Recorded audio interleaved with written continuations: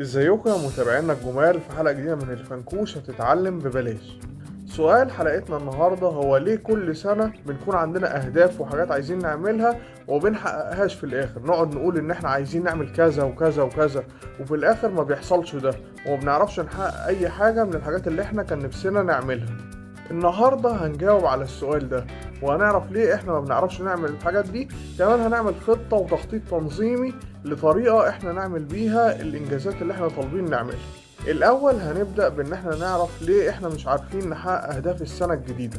اول حاجة المالتي تاسكينج او تعدد المهام. تخيل انك دكتور وهتعمل عملية وفي وقت العملية يجيلك تليفون ترد عليه او تجيلك رسالة واتس هترد عليها او ايميل تقراه. فكل الحاجات دي هتخليك ان انت متعدد المهام مش عارف تعمل ايه ولا ايه، وده هيخليك ما تعرفش تعمل الحاجة الاساسية اللي هي العملية نفسها. وهو ده اللي بيحصل معانا، ما بتعرفش تركز في حاجة واحدة، في حاجات كتيرة معطلات حواليك وخصوصا وسائل التواصل الاجتماعي والواتس والموبايل والماسنجر. القصة ان الحاجات دي بتخليك ان انت متعدد النشاط ومش عارف تركز في حاجة واحدة، وده بيعمل تشتيت. فدي اول حاجة اللي هي مالتي تاسكينج. تاني حاجة قوة الارادة. في حاجة هتلاحظها دايما في بداية كل حاجة هتعملها، تلاقي ان انت في الاول نشيط ومتحمس جدا وفي الاخر خالص او في نص الطريق تلاقي ان انت زهقت وابتديت تمل واحدة واحدة لغاية لما بتعملش الحاجة خالص. طب ليه بيحصل الموضوع ده؟ الحقيقة ان الدراسات النفسية اثبتت ان عقلنا عامل زي البطارية. البطارية الاول بتكون مشحونة وبعدين ينقص الشحن واحدة واحدة لغاية لما ينتهي، فلازم تلحق الشحن في اوله بيبقى اعلى حاجة وبعدها ينقص واحدة واحدة. لازم تلحق تعمل الانجاز اللي انت عايز تعمله في بداية شحن البطارية اللي هو بداية نشاط عقلنا. اقصد يا جماعة ان انت لازم تحط اولوياتك في الترتيب الاهم فالمهم.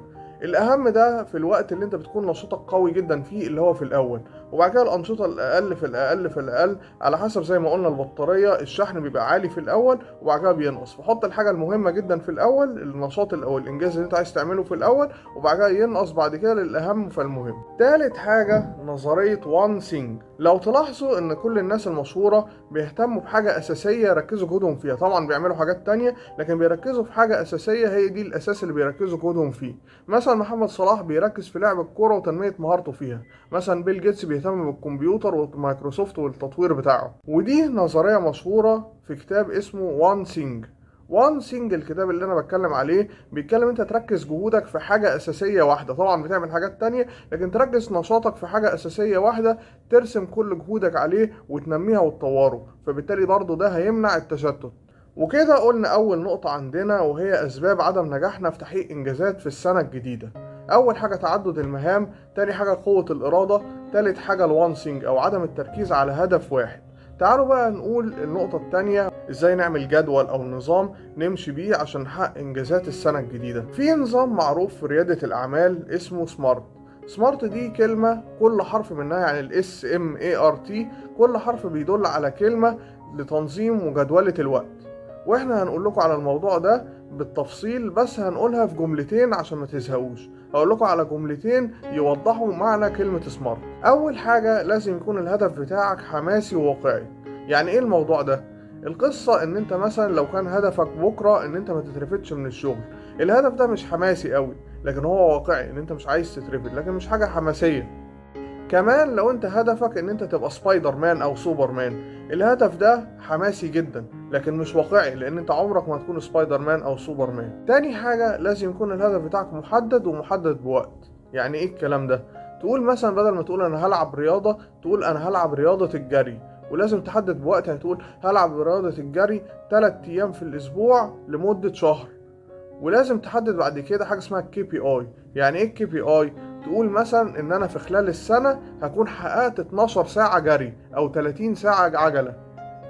اعتقد انا بالجملتين دول وضحت لكم يعني ايه ان انت هدفك يكون حماسي وواقعي ويكون محدد ومحدد بوقت. تعالوا بقى نقول ازاي ان احنا نخطط للجدول بتاعنا للسنه الجديده. انا هطلب منكم بعض الطلبات.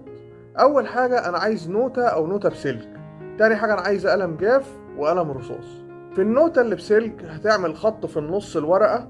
عايزين ان انت في النص الاولاني تكتب 10 اهداف انت عايز تحققها للسنة الجديدة. بعد كده هنعمل حاجة اسمها الفوكسنج كويشن. يعني ايه الفوكسنج كويشن؟ انت من ال10 اهداف دي طبعا انت ممكن ما تقدرش تحقق كل الاهداف دي. الفوكسنج كويشن هو عبارة ان انت بتسأل نفسك ايه من ال10 اهداف اللي انت كتبتها حاجة منهم مهمة جدا ممكن انت تستغني عن الباقي؟ لو انت استغنيت عن الباقي ما يضرش، فتاخد الهدف ده وتحطه في الناحية التانية من الورق. انت عامل خط في النص، فالقصة هتحط من الناحية التانية الهدف ده، وتعمل كده 3 مرات بحيث ان انت تحقق 3 اهداف. هدف مهم تتنازل بعديه عن الاهداف التانية، فهيبقى لك 3 اهداف، هي دي اللي هتحطها الناحية التانية، هي دي اللي انت هتعملها بعد كده. بعد كده هتعمل النظام اللي احنا قلنا عليه اللي هو بتاع السمارت، ان انت تعمل يبقى محدد ومحدد بوقت. هتقول مثلا انا هعمل الهدف ده هياخد 3 ايام في الاسبوع لمدة 12 شهر. كده كده تكون نهاية حلقتنا. اتمنى تكون الحلقة عجبتكم، وشكرا ليكم، واشوفكم